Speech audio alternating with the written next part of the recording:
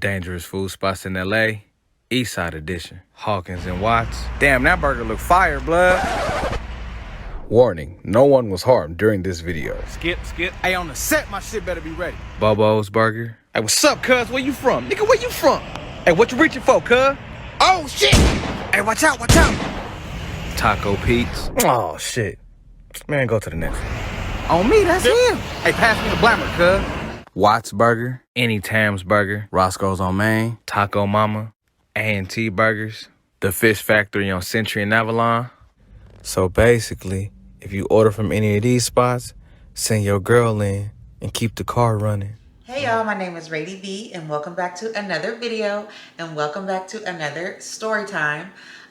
You guys seem to really like my story times. Like when I look at my analytics in the back office of YouTube or whatever, my story times are what you guys actually watch the longest and watch the most. They usually get the most views and they usually do the best on my channel. So I'm back with another story time. So with the recent passing of artist PnB Rock, I wanted to redo this video. I already did this story time on my channel. If you're an OG, you probably remember. I did this story time before, but I did it kind of like in a joking, funny kind of way. And when I went back and watched it, I didn't like it. So I ended up deleting it actually. So it's no longer on my channel. But with the recent passing of artist PnB Rock, I wanted to re-upload this story because I have a very similar story, but I wanted to upload it and refilm it kind of from a more serious standpoint, kind of like a sis beware, bro beware kind of standpoint, and not so funny, jokey like the last one was. So let's get into it and let me tell you guys this story. You look like a thigh with 2 sides and a beastie. Two arrests announced today in the shooting and killing of a rapper at a restaurant in South Los Angeles earlier this month. Eyewitness News reporter Sid Garcia with the story. 2 weeks after rapper PnB Rock was gunned down at the South Los Angeles Roscoes House of Chicken and Waffles, the LAPD says they've made arrests in connection to the murder. The rapper's real name is Rakeem Allen. Arrested in connection to his slaying, a 17-year-old boy who was booked for murder, and his stepmother, Chantel Trone, both were taken into custody yesterday. The 17-year-old was arrested in Lawndale. Chantel Trone was arrested in Gardena and booked for being an accessory to the murder. Freddie Lee Trone, the 17-year-old's father, is still at large. Detectives say he was involved in PnB Rock's murder as well. On September 12th, Rock showed up at this Roscoe's with his girlfriend and posted on social media he was there. Police say the suspect went into the restaurant and robbed him. The rapper was shot and killed during a struggle for his jewelry. At the restaurant today, no one from Roscoe's would talk. A representative telling us they're not talking as long as Freddie Lee Trone was still out there. In fact, some customers at the restaurant and strip mall told us they were too afraid to talk to us on camera because Trone was still at large.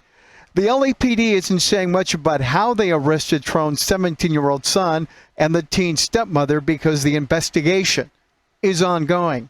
Detectives are asking for the public's help in finding Trone. If you see him, call police. Don't approach him. Detectives say he's regarded to be armed and dangerous. So that Roscoe's, I've been there literally maybe 400 or 500 times. I live in San Diego, which is about 2 hours away from LA, but I did used to dance in LA. So I was up there every weekend. And I used to stop at Roscoe's, that Roscoe's in particular, because it was good shit. I mean, y'all know hood spots got the best food, and they used to stay open really late. This is back in the day, so I don't know how late they stay open now. But back in the day, I think they used to stay open till like it was either 24 hours or like 5 in the morning, 2 in the morning. It was late. It was one of the only spots where you could get a good meal late. So when me and my homegirls would get off work, 2 o'clock, 3 o'clock, 4 o'clock in the morning after dancing, we would go there and get something to eat. They actually used to call me, I used to go in there so much, they used to call me San Diego. The girls, they would already know, like they'd be like, what's up San Diego, what's up San Diego? When I used to go in there, I would get my food, go back to the hotel, eat my shit, go to bed. So one time after leaving that exact Roscoe's where the whole thing happened with PnB Rock, me and my homegirls, we also needed some gas. Now, this Roscoe's in particular is in the hoodest part of LA. I mean, think about it. California in particular, LA in particular, is known for gang banging, you know, robberies, drugs. It's known for that. And I know a lot of people think like, oh, LA, you know, the lights and the glamour and Hollywood and, you know, Beverly Center and all that. Yes, it does have that. But you guys are thinking Hollywood. You guys are thinking Beverly Hills. You guys are thinking Malibu, okay? LA is ghetto, okay? It's hood. And it's not a joke. Like, all that, like, again, I'm not one to just be speaking on gangsterism. I'm not a thug. I'm not a gangster, obviously. You know, I grew up in the suburbs, but growing up in Cali is just codes that you learn no matter where you stay. It's just, you know what to do in certain neighborhoods and what not to do in certain neighborhoods. Like, people think it's a game. Like, I know, like, people from other places, they don't really understand. Like, they're like, I know a lot of people think it's funny, like, oh, you can't wear blue in LA. You can't wear red in LA. And yeah, I mean, it's way deeper than that, okay? Like, it's way deeper than that. And growing up here, you just kind of learn the code, you know what I mean? And there's tons of videos on YouTube that y'all can look up to just kind of find out about LA hood culture or Cali hood culture. So I'm not gonna go too deep into it, but there's codes, okay? So PnB Rock, if I'm not mistaken, is from the East Coast. So maybe he didn't really understand the code, sadly, okay? I'm not saying like, oh, I'm not boasting and bragging. It's sad. It's sad that people have to know where to go. It's sad that you can't go eat at a restaurant without worrying about getting killed. It's sad. It's disgusting, actually. So again, the Roscoe's that he frequented was it's in the hood, okay? It's in a ghetto area. It is. And as females, sometimes we can get away with that. Like, as women, you might get harassed or, you know, catcalled or whatever, but we don't have to worry about dying. You know what I mean? You might have to worry about a hood nigga calling you out your name if you don't give him his number or something like that. But we're not gonna die. You know what I mean? We're not gonna get shot or robbed.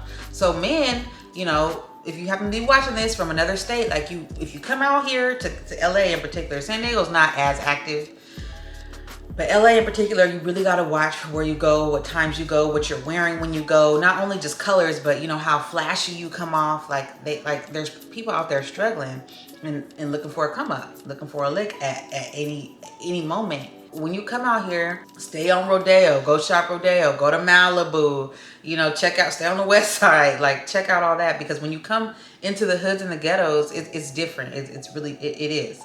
So again, I learned this I learned San Diego culture and LA culture is similar, but it's heightened in LA. In LA, it's like that's the belly of the beast. That's where it all started. So you really gotta know your shit. You can't just be mobbing around LA, not knowing where you're at, not knowing, you know, the politics and how to act. So again, I learned all this from dancing out there. I danced it was a hood ass club with hood ass gang members. So you just kind of pick up these little traits. So anyways, after a while, I would feel more comfortable to, you know, run in and get my food or sit down and have a meal at that exact Roscoe's. It's on Manchester and Main, which is like, don't give me the line. I don't know exactly what hoods run through there, but the Manchester and Main are hood ass. It's a hood area, okay, it is. So we would get our food. So this particular night, we went in, got our food, got back in the car, and we needed some gas. So we leave the establishment. Mind you, 3 beautiful girls walking into a restaurant like that at night, it draws attention, you know, and there's not much open around there. And the way we were dressed, you could probably tell that we were dancers. You could tell we were dancers, you know, you could tell that we had just got off work. I don't know if they seen me maybe paying once. I don't know. I don't want to get that deep into it because I don't even want to scare myself and think like this maybe has something to do with it. But we went in and paid and we left. Now, after we left, we needed to get some gas. So we got gas before we stopped at our hotel room. Now, why did we just have to get gas at night like that? I don't know. Like I said, these are decisions these are things you kind of got to learn just as you get older and as things like this happen to you, you kind of just realize like, okay, that was dumb. Like you did not have to get gas in the middle of the night. So I don't know if the dudes followed us, or I don't know if they made a call, or it could have been just two totally different groups of dudes. It might not had nothing to do with Roscoe's or us leaving the club. Like I said, it might have just been the fact that we were just in that part of town where shit like this happens. But when we got to the gas station, there was also a SUV. It was like I don't know if it was like a Denali or like a Suburban, but it was a big car that could fit a gang of dudes in there. So at the gas station, it was like the Denali, a black one, and it was like maybe, it was a lot of dudes. It was probably like eight dudes, maybe 9 dudes, just like there. You know, look, I'm not gonna say they're hood dudes. I don't want to judge, but they looked like they was hood niggas, and they was just at the gas station in the middle of the night, just turned up. So when we got there and I got out to pump the gas, one of my homegirls, the homegirl in the back seat, was like, I need to go to the bathroom. So when she gets out to go to the bathroom, obviously that's gonna draw a lot of attention.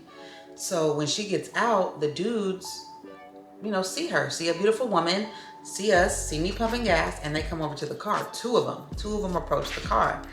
Now, I had already gotten back in the car at this point. She's still in the bathroom.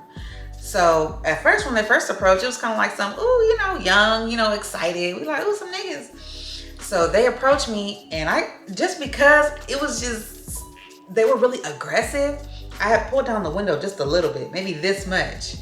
So I rolled down the window, and I'm talking to one dude through the window, and then the other one comes around to talk to my homegirl in the front seat. So I'm talking to this dude, and we chopping it up like, whatever, you know, blah, blah, blah. Here's, you know, where y'all from, where y'all coming from. Now, mind you, that was a good night at the club. So I had a fat stack. So I took the stack and I folded it and I put it in between my legs. I got some thick ass thighs.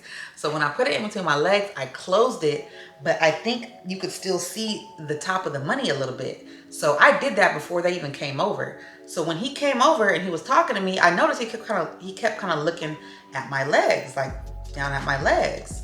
So what I did was I noticed it, and as I'm talking to him, yeah, we from San Diego, blah, blah, blah. I like on the slide, I like kind of pushed the money under me. So now I'm sitting on my stack.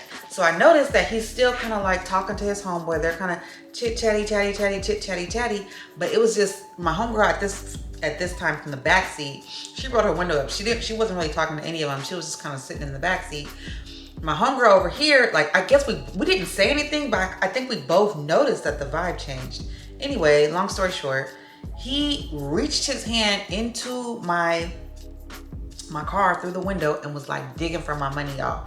He was digging for my money, and I screamed. I was like, oh my God, he's trying to take my money. He's trying to take my money. He's trying to rob me. So what I did was I grabbed onto the steering wheel and I pushed down. Like I pushed down so that, like, you know, he couldn't really get up under me. And he was digging so hard. And my homegirl in the front seat, she was like, oh my God. So in her dancer bag and her stripper bag, she reached in, because I guess she kept a knife on her just for customers or any funny shit like this. So she reached in and pulled out a knife, and she was about to stab him. Like, as soon as she was about to stab him, he like pulled back out. Like he pulled his arm off the car, and they all hopped into the Suburban and dipped off. Right? Like literally it all happened all at once. So as she was about to stab him, a police car pulled up behind us, like rear lights pulled up. So they pulled up behind us. All the dudes scattered, hopped in the Suburban and dipped off. So then the police came up to us and they were like, are you guys okay? Are you guys like, what happened? And I was like, they just tried to rob us. Like, oh my gosh, my heart was beating fast. Like, I was like, they just tried to rob us, blah, blah, blah, blah, blah. We're dancers. We're not from here. We're from San Diego. We just came up here to work. And the guy was like, you guys decided to come up here on the worst day. Again, I don't know what hood crosses through there, but I guess it was like their hood day, which is like where they just, in gang culture, hoods have like birthdays. And that's when they just act the ass, I guess. So it was their hood day. So they was just out, just wreaking havoc throughout the city, just doing bad shit, getting drunk, just out, just acting a fool. And it was that day. So he was like, you guys don't even, he was like, I want you to get out of here, go back to San Diego, blah, blah, blah. He was like, this is the worst time you could have, like, he was like yelling at us. Like he was like our dad. He was yelling at us like, I guess around there, it was known, like, you don't come out on this day or whatever, you know, especially not this late. So anyway, the policeman was like, just get out of here, go back to San Diego, don't even go to your room, just go home. Which is what we did. The whole way home, y'all, we was shook. We was shook. It was a fucked up night. It was just a really, really bad night. But like I said, that just goes to show you, when you come to LA, if you visit LA or any hood, really, like, tread lightly. Go get you something to eat, take your ass home in the daytime. Do not wear jewelry like that. Like, it's real, okay? It's not a joke. Like, it's not, you have to just watch where you at. Just watch your back, be careful. Y'all, that was literally like one of the worst nights of my entire life. There's tons of other Roscoes, okay? There's one in LA. Actually, the best one to me is in Long Beach, which is cool. It's in downtown Long Beach. It's delicious. Go to that one. They got one in Anaheim now, next to Disneyland. Like, just please, if you want to go to Roscoe's or any hood establishment, go get your food and get the fuck on. And just really beware of where you're at and, you know, what you're doing, because yeah, sadly, you know, fortunately we weren't killed or even robbed. Like, he didn't even get any money, but it could have went left. It could have went left in any situation. So just be aware of your surroundings. Be aware of, you know, politics of where you at and where you go. Stay in the tourist areas. And stay safe. Read up on it. Watch videos like this to get information before you go places. So that's all I got for you guys today. If you like the vibe, make sure to subscribe, and I'll see you guys next time. Bye.